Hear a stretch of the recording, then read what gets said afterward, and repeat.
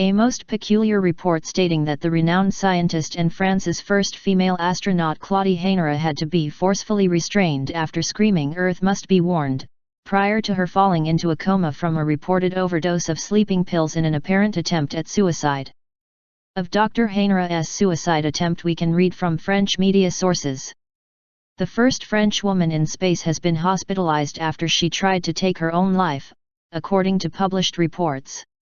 Claudie Hainera, 51, was hospitalized after she tried to commit suicide, an unidentified French government source told Agence France Presse. Another source told AFP that Hainera overdosed on pills. Hainera, a rheumatologist, flew to the Mir space station as an astronaut in 1996 and to the International Space Station, ISS, in 2001. She studied how humans adapt their motor and cognitive skills in weightlessness and monitored astronauts from the ground. Later, on the Mir, she performed experiments in physiology, developmental biology, fluid physics, and technology, according to the European Space Agency.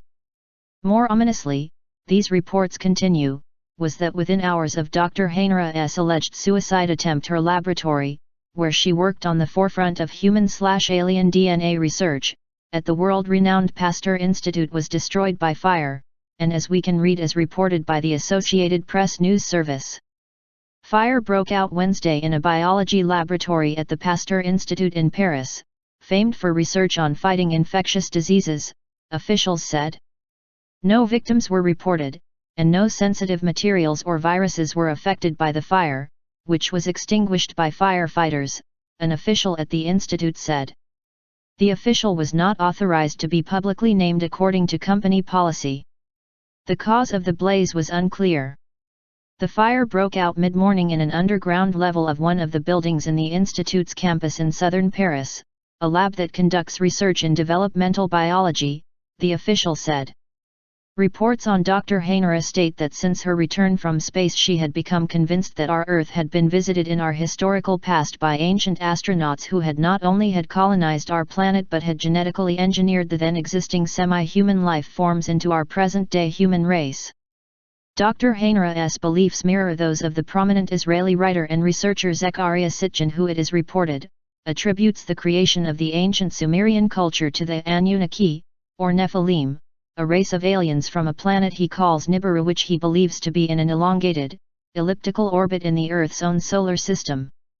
Sitchin asserts that Sumerian mythology reflects this view, though his speculations are entirely discounted by mainstream scientists, historians, and archaeologists, who see many problems with his translations of ancient texts and with his understanding of physics. It is also interesting to note the timing of Dr. Hainera's alleged suicide attempt coming at the exact time that concerns are growing over the growing deployment of global naval forces around the Middle Eastern region believed to have been the location of the ancient Garden of Eden, and which we had reported on in our December 21 report titled "World Shipping Comes to Halt as Global Navies Prepare for Unprecedented Confrontation," and where we had noted that global naval forces currently steaming towards, or already in, the Gulf of Aden include friends and foes alike: the United States, Iran, China, Russia, Germany, Switzerland, European Union, and India, under what these reports state is the cover story of protecting the shipping lanes of that region from the US-backed pirates operating out of Somalia.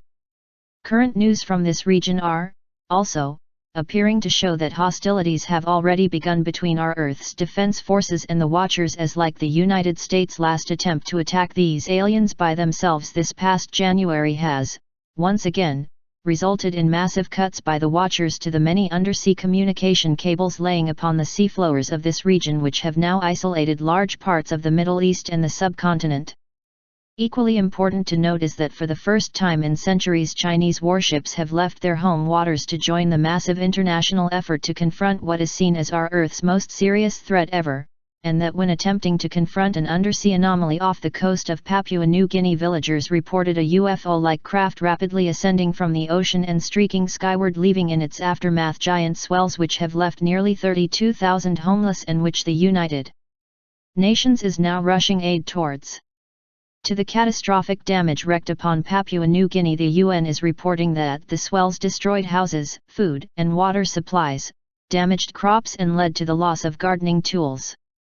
To what Dr. Hainera was attempting to warn our world about it is not to our knowing, other than to point out the obvious conclusion that whatever had caused this most distinguished of scientists to be in such great distress could, indeed, be a prelude of more, and even stranger, events ready to overtake us in the days and months to come.